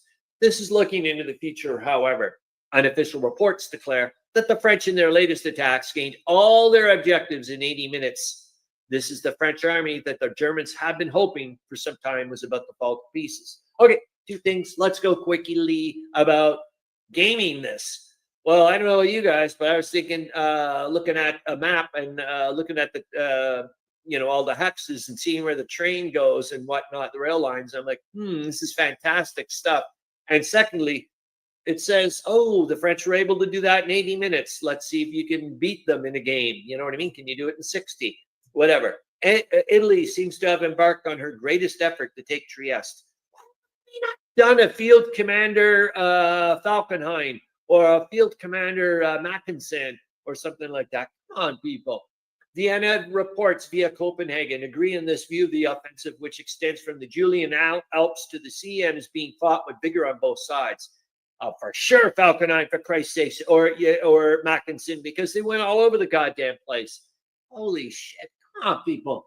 In the last offensive, 2 or 3 months ago, in which the Italians gained a considerable measure of success, a number of positions were taken which will be of considerable assistance in the movement now underway. The Italians, during the past few weeks, have been carrying out a series of aerial raids on a gigantic scale and have dropped tons of explosives on the Austrian lines of communication and supply depots. At some points, their lines are reported to be within 14 miles of Trieste, but much of the country over which they have still to advance offers many and great difficulties, natural and artificial, especially near the coast. The latter, however, might be flanked by new advances in the interior and are also subject to attacks from the sea, particularly by such craft as the British monitors, which with British artillery on land lent valuable aid to the last Italian offensive. That really, it was interesting to find out about the naval bombardment by the British. Anyways, Canadian, why aren't the Italians doing it? Canadian forces are now engaged in a battle which may soon result in the capture of Lens. Early yesterday, they started a drive which, according to the official reports, yielded 2,000 yards of German positions west and northwest of the heart of the coal city. Ooh. At the latest reports, heavy fighting was still going on, with the Canadians having the upper hand, 3 counterattacks by the foe having been repulsed. Stories of the fighting are to the effect that both the Germans and the Canadians were attempting a surprise attack. Oops, surprise, surprise. The weather was hazy, and when the Canadians went over the top, they could just see masses of gray figures advancing towards them, consisting of picked foe troops, obviously bent upon recovering territory recently lost. Well, I don't think they were out for a picnic. It is asserted that the engagement which followed developed into one of the most desperate hand-to-hand combats of the war. The first phase of the battle lasted for only 15 minutes when the Germans began to retreat, but when the Canadians continued their advance, the enemy machine gun sections and his reinforced infantry offered a stubborn resistance. The Canadian attack had certain objectives in view for the day, on which the troops were ordered not to advance, even if conditions seemed favorable. It would appear that most of these objectives were gained. They include railway embankments and sidings and colliery heads affording good cover. A number of prisoners had been passed to the cages when last accounts were received. If Lens is captured soon, the next move in this area would probably be an attempt to wipe out the salient with La Bassée as the apex. On the Verdun front, the advance of the French in the face of a bitter and determined foe continues with success. On both banks of the Meuse, villages, fortified trenches, and other strong points were captured yesterday, and a number of German counterattacks made with extreme violence were driven back. I'm just wondering if, like an old Napoleonic maps or whatever of like towns and whatnot. I don't know if they get it down to that scale. I don't know if Napoleonic games do that, but I'm like, what if we could start using maps that way? Anyways, the number of prisoners captured in Monday's night fighting was over 5,000. Many more were taken yesterday. It has been estimated that some 35 square miles of territory has been recovered already by the French in the new offensive, a total of 45 having been recaptured in previous offensive movements on this front, as against the total of 120 square miles occupied by the Germans since the beginning of their first great attempt to take Verdun. The news of the latest French advance followed close upon one of the most extraordinary of the many extraordinary reports lately issued from Berlin. It will be interesting to note that I also find it interesting to note that this page, when you'll see it, becomes smaller and smaller fonts. You'll see in a minute. It's just like, what the hell? It will be interesting to note that what Berlin has to say tomorrow regarding the continuation of the French advance. Almost felt like it was like in a proto Star Wars thing going backwards or something. The whole attempt of yesterday's effusion was to make it appear that by practically nothing was lost and that on the greater part of the 14-mile front, the French were defeated. The Germans say that native and white French troops took part in the assault and that our leaders and troops anticipate a favorable conclusion.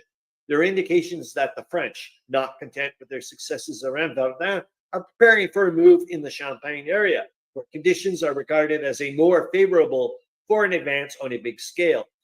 Artillery succeeded in exploding gas reservoirs near Saint-Hilaire, and on entering the trenches soon afterwards, French reconnoitering parties found that they had been abandoned by all but the many dead. I guess that means like gas reservoirs, I'm assuming for like street lamps and stuff. I don't know. The Austrian line is beginning to bend and give way at various points. This is the gratifying statement in the report from Rome, according to further victories in the drive for Trieste. Up to Monday night, 10,346 prisoners had been taken and a number of fortified positions captured. It is announced that British monitors joined in the offensive again, shelling Austrian positions along the Gulf of Trieste, which may be taken as an indication that the real weight of the Italian effort will be directed towards the sea coastline, while the flank is protected by the movements of on the north. Only 7 miles from the present Italian line on the coast is Nabrezina, a railroad point of some importance. From this also, roads run northward, paralleling the Austrian lines of defense and assuring them of supplies brought to the roads by the railways. To secure possession of Nabrezina, however, Mount Permada must be taken, and it is a hard nut to crack.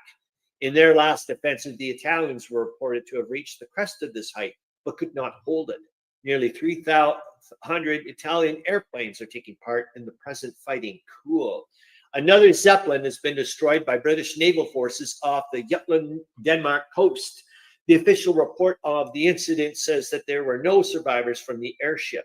The Zeppelin has lost all its terrors as a war weapon. Yeah, tell that to the average London civilian. Some cheerful news comes from the Caucasian front, where the Russians have defeated the Turks in a number of engagements and occupied several villages.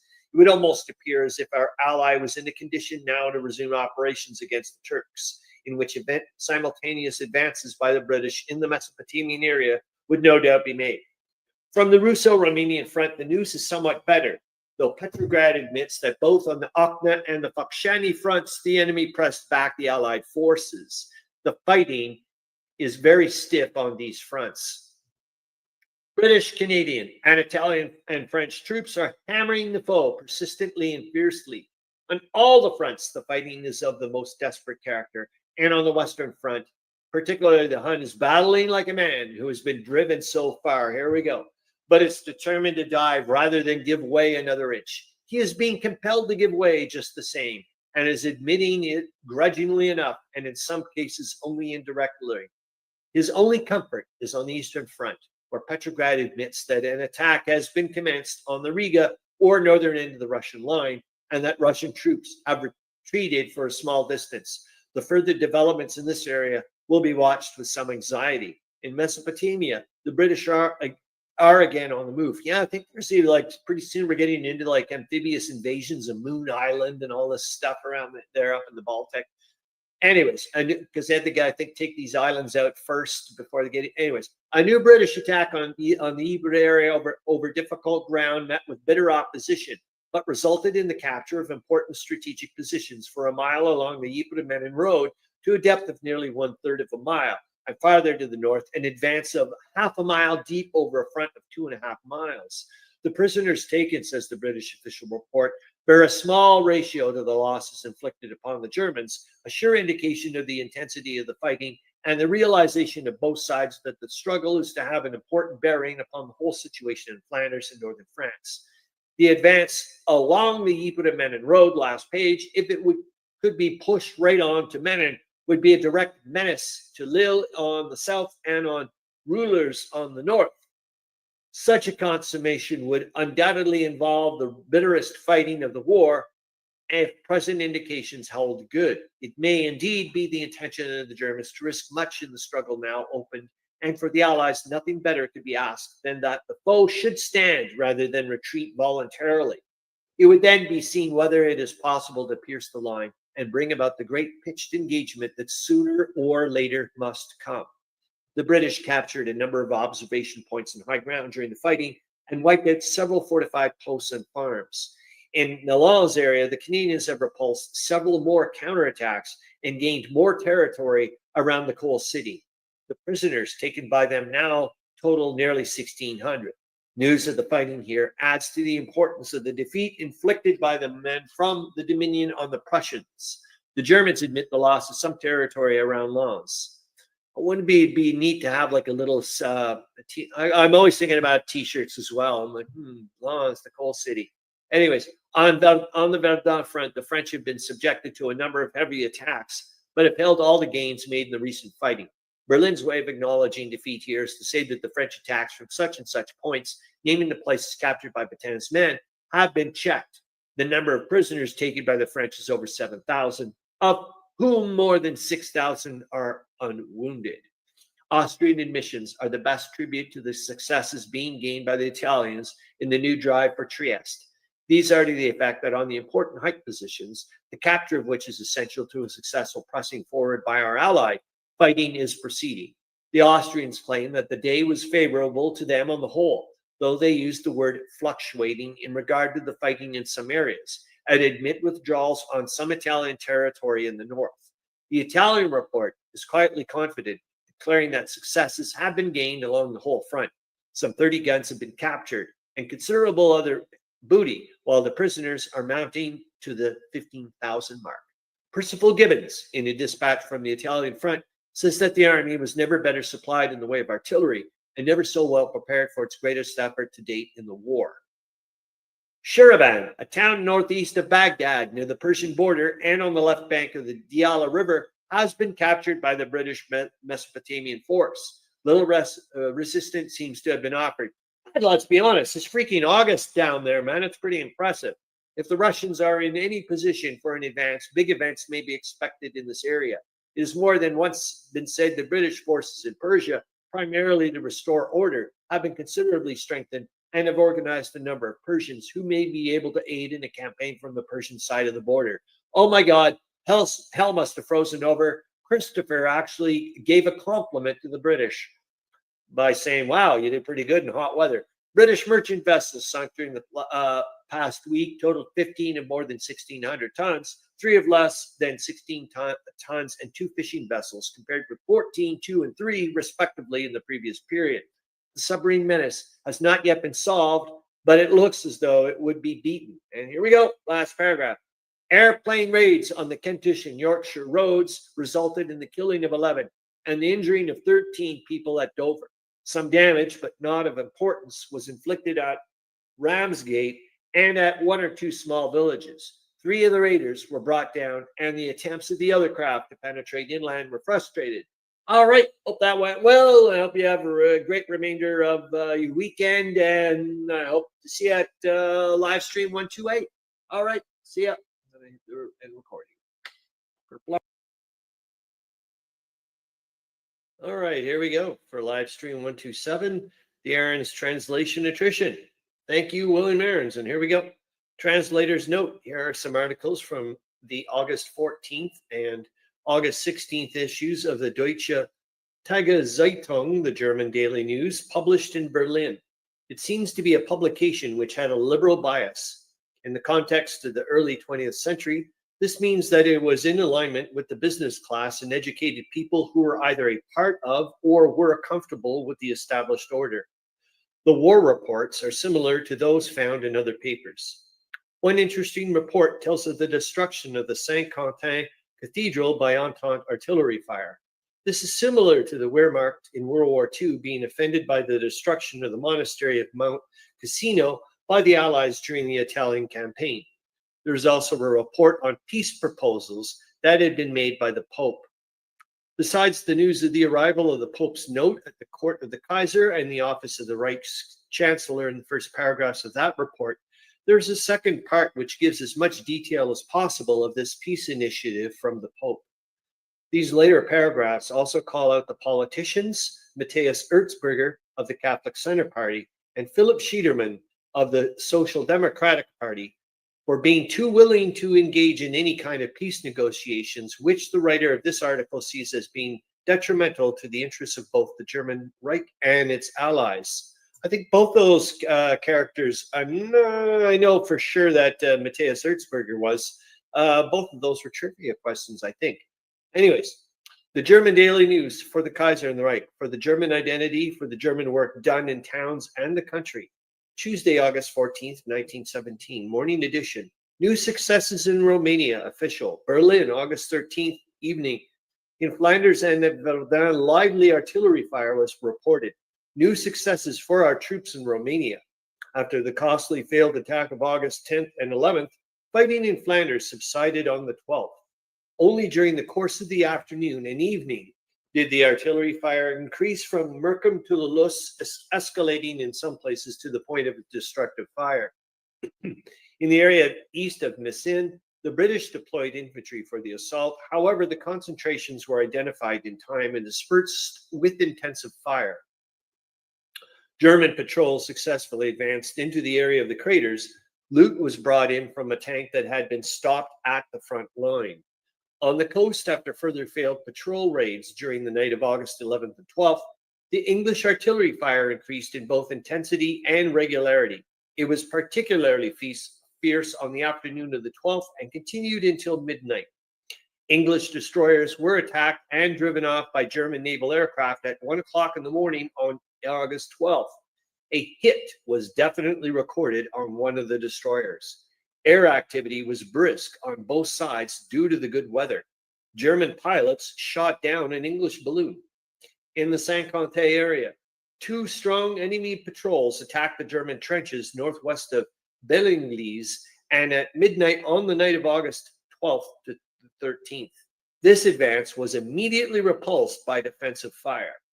The French and English appeared to be intent to completely destroy the irreplaceable structure of the Saint-Quentin Cathedral. During the afternoon and evening of August 12th, the cathedral received 25 direct hits. On the line front, the French suffered another series of bloody defeats. The large-scale attacks on both sides of the Soissons-Léon Road collapsed under defensive fire and close combat. A partial attack southwest of Isle was repulsed by machine gun fire and hand grenade attacks against the newly captured German positions at Cornelay. The Eiffel Tower's reports of a French success at Kielburg on August 11th are just as inaccurate as those stating that the German attacks at Lugensland on August 12th had been unsuccessful. In Western Moldavia, the Russians and the Romanians are making desperate attempts to repulse the Allies. They are repeatedly attempting to storm the blood-soaked slopes of Mount Casinului. Their attacks west of the Slani estuary, near the glass factory, and north of the Lepsa Mountains were equally fierce and unsuccessful. All these assaults could not halt the steady advance of the Allies, who are making further progress in the river between Oyuts and Trotus, and with their onslaught by hand are taking possession of the heights south of Tirgul Okna, which dominate the Trotus Valley. I still get a kick out of this, that they're calling themselves the Allies. It's just because I'm so not used to that. I just love it. The attack continued north of Foxani. The Allies stormed the village of Sklivesti between Switza and Putna and seized possession of the highly defensive village complex on the north bank of the Susitsa, including the villages of Veleni, Panqui, and Crucia.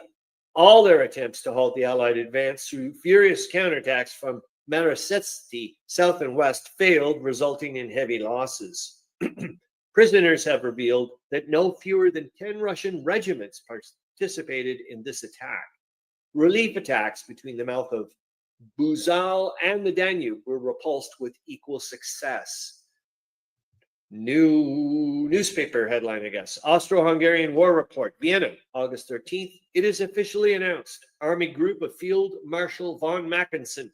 Yesterday, northwest of Foxani, German regiments stormed the staunchly defended Parsui. Oh, God, this reminds me. I have to go and contact Paul Hederer. Southwest of this town, our troops ejected the enemy from their positions. Enemy counterattacks west of the Danube Bend at Galati and north of Foxani were successful. Army front of Colonel General Archduke Joseph. Our forces are engaged in combat on both sides of the lower Slani stream in front of the Okna bridgehead positions. The enemy is increasing its resistance with fierce counterattacks. Army front of Field Marshal Prince Leopold of Bavaria at the Zabruch and the Guila. The Russians tried to probe with stronger reconnaissance units. They were repulsed. Italian theater of war. Enemy air activity over the Osanzo continued. Balkan theater of war. Nothing to report. The Chief of the General Staff, the War Press Office reports, the Italian theater of war is characterized by moderate artillery and mortar fire during the day and harassing fire at night. In the Julian Alps, the excavation of one of our mine tunnels led to the collapse of an enemy mine. Approximately 2,000 kilograms of explosives were captured there. Ouch. The perverse phenomenon that the Italian engineers, despite their technical skills in wall construction and mine working, are unable to make an impact finds new evidence here. In the vast majority of cases, the Italians failed to make significant inroads in the underground works, despite the various times that they had attempted to employ them. In many cases, they were driven from their mines by Austro-Hungarian sappers during their subterranean attacks before they could bring those installations into action. Despite that, these works had been constructed with great care and in some places arranged in 2 tiers.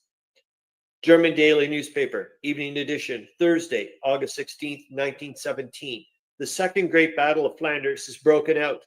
Reports of the Supreme Army Command, WTP official, main headquarters, August 16th, 1917. Western Theater of War, Army Group of Kronprinz Ruprecht. The Second Great Battle is broken out in Flanders. The artillery battle on the coast end between the Year and the Dwill became extremely fierce again yesterday, an action that continued unabated throughout the night and this morning escalated into barrages. Behind great waves of fire, the English infantry then launched an attack between Birschut and Wischeit across an 18-kilometer front, which I do believe is exactly it's 20 kilometers, so I should shut up. I thought it was. It's almost close to a Derval Creek hex. In Artois, the English attacked yesterday morning between Hulk and Lens with their 4 Canadian divisions. Interesting. You see that? That's cool. After heavy fire, they penetrated our first position, and with a constant supply of Irish troops, that's also neat to know that they're distinguishing a bit, don't you think? Attempted to deepen the breakthrough of both sides of Los. According to their orders that we had discovered, the target of their attack was the village of Vaudin-le-Viel, located 4 kilometers behind our front. In bitter daytime fighting, our troops counterattacked and pushed the enemy back beyond the third line of our first position. The English made little gain in new attacks that they repeated up to 11 times. The tenacious enemy once again squandered his luck that evening.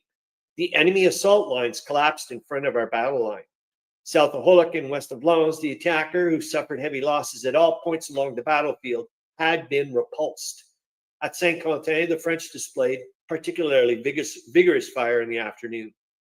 With approximately 3,000 shots fired at the inner city, they succeeded in setting the rectory ablaze. From there, the fire spread to the cathedral, which has been ablaze since 8:30 p.m. Army group of the German Crown Prince. During the day, there was lively artillery activity in the central part of the Chemin des Dames. After a failed advance in the morning, strong French attacks between Sarnay and Tid-Bits farm in the evening, covering a width of about 5 kilometers. The attacks were repeated, and back and forth fighting raged into the night. We remained fully in possession of our positions. These failed attempts cost the enemy much blood. On the northern front of Verdun, the artillery battle resumed with intensity in the morning. However, the French side is not conducted with the same force as it had on August 12th and 13th. Eastern Theater of War. At the front of Field Marshal Leopold of Bavaria, the situation is unchanged. Front of Colonel General Archduke Joseph. In follow-up battles and pursuit, German and Austro-Hungarian troops repeatedly broke the resistance of enemy rearguards in the mountains south of Trotosal Valley. Army Group of Field Marshal von Mackensen, north of Siraceni and Pansui, Prussian and Bavarian regiments successfully repelled numerous attacks by the Romanians and the now approaching Russian forces. At the Sereth, the enemy, still holding on to the western bank, threw our troops back across the river with a powerful attack. Interesting that they mentioned that the Russians did do that. 51 officers, French and from other nations, 3,500 men, 16 artillery pieces, and over 50 machine guns remain in our hands. So they're French way the hell up in there in the Sereth. Goodness. Macedonian front, nothing new. The first quartermaster, General Ludendorff. The peace note from the Pope has been presented to the German government. By the way, they released it in the Globe. I've got it sitting there. I would love to read it out after all of this stuff. The peace note from the Pope has been presented to the German government. The note from the Pope was delivered yesterday afternoon by the official representatives of the Curia to His Majesty the Kaiser and to the Reichs-Chancellor, Dr. Michaelis. It's going to be still not getting used to that, man. I'm still thinking it's going to be Bethmann Holweg. In it, the Pope addresses a moving appeal to the heads of state to put an end to the widespread bloodshed and to enter into peace negotiations as soon as possible. In contrast to previous attempts at mediation, the Holy Father this time considered it right and necessary to recommend certain conditions on the basis of what could be the opening proposals of peace negotiations. The Pope's conditions concerning the supremacy of law and over force of arms agreement on arbitration treaties and the reduction of military armaments, true freedom of the seas, the abolition of material compensation for war damages and costs, and the general restitution of occupied territories. For Germany, the Holy Father specifically recommends the complete evacuation of Belgium and the occupied French territories, and on the other hand, the return of the German colonies by the enemy. Regarding the Alsace-Lorraine and the Austrian territories aspired to by Italy, the Pope feels it would not be correct for him to recommend precise conditions. Remember this, though, it's interesting. The occupied French territories, they're not talking about Alsace-Lorraine, they're talking about the bits they got now through World War I. Rather, in regards to these German, French, and Austrian, Italian territorial issues, he merely expresses the general expectation that the special interests of the societies involved should be successfully reconciled through negotiations. Finally, the Pope hopes that all other territorial disputes, especially those concerning Armenia, the Balkan states, and Poland, which he mentions with particularly warm words, will also be brought to a conciliatory solution. Until the text of the papal note is made available, we would like to briefly assess the main content, which is now known. To anticipate the factual points, the papal note stands roughly on the same footing as Mr. Erzberger and Scheidemann. It is also explicitly emphasizes that Mr. Scheidemann and Erzberger, along with others, have wisely omitted until now, namely the dismantling of military armaments. In the same breath, the true freedom of the seas is mentioned. It remains to be seen whether the note provides a definition of the freedom of the seas. True freedom of the seas is only possible for the German Reich if it possesses the strength and means to force those powers that are now blocking or intend in the future to block its freedom to give unhindered access to the open seas. Geez, that means we're keeping our navy. Thank you very much. Dismantling military armaments is as disproportionate on land as is this problem with naval forces, such as disarmament would prove detrimental to the security and independence of the German Reich and its borders on the mainland. Wait until you see a juicy tidbit coming up. Like Mr. Scheidemann and Mr. Erzberger, or in this context, the order of Mr. Erzberger and Mr. Scheidemann being more appropriate. The papal note demands that everyone bear their own burden and surrender all occupied territories. Here's the kicker. This would represent a further decisive step towards the dismantling of the German Empire. Furthermore, the papal note not specifically addresses Germany and demands the complete evacuation of Belgium and the occupied French territories. In return, the German Empire might perhaps regain its colonies. Through the complete evacuation of Belgium, and as stated in the excerpt from the Tribuna with the restoration of Belgian independence, the German Empire would have a Belgium on its borders, dependent on either Great Britain or France, organized and used as an irreconcilable enemy of Germany. This alone would make any glimpse of freedom of the seas impossible. The unconditional return of French-occupied territories is out of the question. This is the paragraph for me. The unconditional return of French-occupied territories is out of the question for the German Reich. So they're not talking about Alsace-Lorraine here, especially from the point of view of border protection. And here's the kicker. And the material possibility of waging a defensive war in the future. So if that's the case, I'm not saying it's this, I'm just bringing this up. Does that mean, is this kind of like in a weird way, Germany admitting that when they did go to war in 1914, that it was not a defensive war? Because what's going on here then? Because now they have French, they've got some occupied territory that they got from that. And now they're saying they want to keep it so that way they can wage a defensive war. What the hell? With regards to Alsace-Lorraine, the papal note hopes that the special interests of the nations involved will result in a successful reconciliation based on the common good for the greater human community. We spoke about Alsace-Lorraine yesterday and would only add that the German Empire sees the unconditional defense of its legitimate possession, Alsace-Lorraine, as one of the best guarantees for the common good of human society.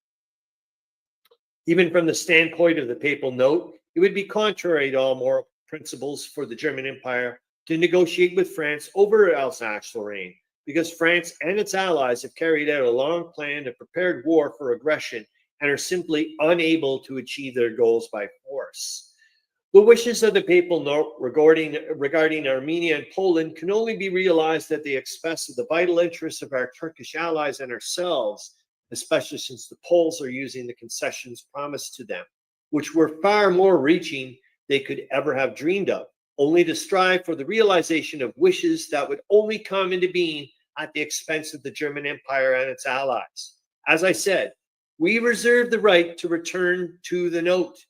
No one in Germany doubts the good intentions of the Pope, but the main points of the note cited demonstrate that the German Empire, if it wishes to remain independent, free, and prosperous, cannot enter into negotiations with our enemies on such or even remotely similar grounds. The main points of the papal note are such that even the most skillful interpretations would not yield anything truly acceptable to the German Empire unless one placed value on indulging in self-deception. The principle of the predominance of law over force of arms seems to us to be further removed from the ground of a possible reality than ever. And for a country and people threatened from all sides, there is no utopia that would be more disastrous to pursue while at the same time sacrificing everything that is real. ER. Freaking fantastic. Oh man, this was a really good contribution. Thank you so much, William Arends. I hope everybody enjoyed this. This was a dandy. Just to have this bit, and I really, like I said, I do have the papal note, so I would like to it was published in the Globe, so I'd like to read it out at some point. All right, hope you have a great time. And I'll see you at live stream 128. Thanks a lot.